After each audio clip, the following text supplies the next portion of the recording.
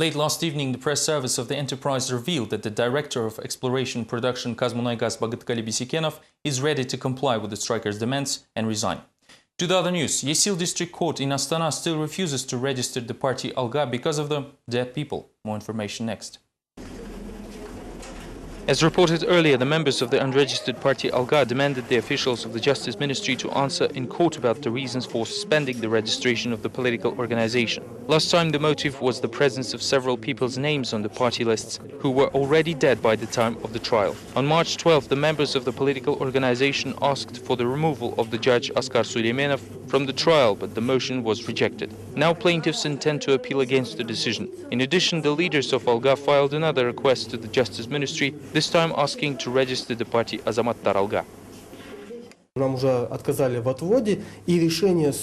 were refused to challenge the court's decision. Again, the point was the dead people on the list of party members. Now the court asks us to bring the dead to the court and says that they didn't actually request it to be party members. Moreover, said party members are from 3 regions, while the court asks for the original documents from 5 regions.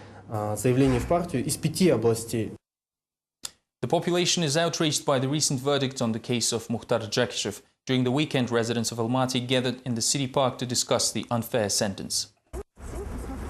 Democratic community of Almaty is outraged by the verdict to Mukhtar Jakishev and his bodyguard Talgat Kostaubayev. The intellectual elite of the city gathered in the park to discuss the court decision. We believe that there should be full transparency and public should know how this trial was held. We should listen to the prosecution and learn their reasons for their decision.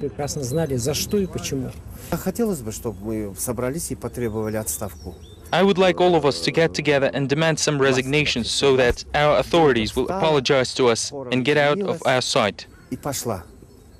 The discussion was initiated by the activist of the unregistered party Alga Vladimir Kozlov, who noted that right after the announcement of the verdict on March 12th, numerous internet users expressed their extreme outrage. This is when Kozlov invited everyone to meet in real life and discuss the situation.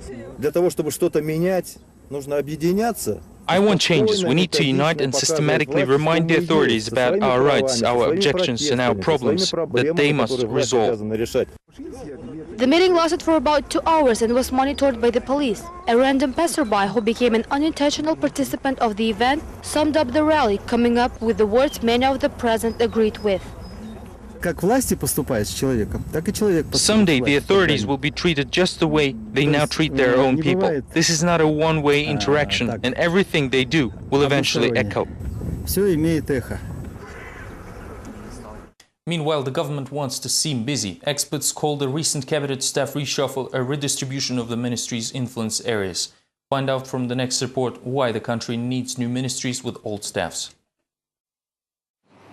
The recent unexpected staff reshuffle in the cabinet is just another redivision of power, say experts. Officially, their reorganization is explained by the plan of the country's industrial development until 2014. Obviously, it is impossible to implement the industrialization program by simply throwing money there. It is necessary to set up an administrative basis first, and that is what is going on right now. Perhaps the nameplates did change, but the real people actually stay the same, with the exception of Bakhet Sultanov, who was left behind, although symbolically. The former minister of now non-existent ministry became the president's assistant. Kazmunaygas is also seemingly affected by the changes, and it apparently lost all influence tools. Experts, however, say that due to the strike, the losses of the company jumped to 800 tons of oil per day. Thus, the re-establishment of the oil and gas ministry will only help the administration in the avoidance of real responsibility. It is not the sign of their position weakening. On the contrary, some narrowing of activity and the dropping of some responsibilities, for example, in the social sector, will benefit the company. The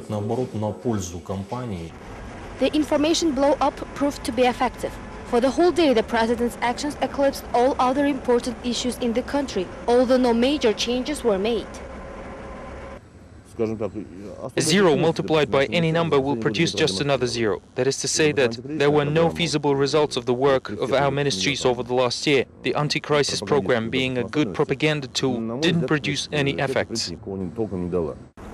According to Ashimbayev, the background restructuring will not change anything, but rather will paralyze the political system for up to 3 months, forcing the government to readapt to the new realities. These were all the latest updates from Kazakhstan. Thank you for being with us and goodbye.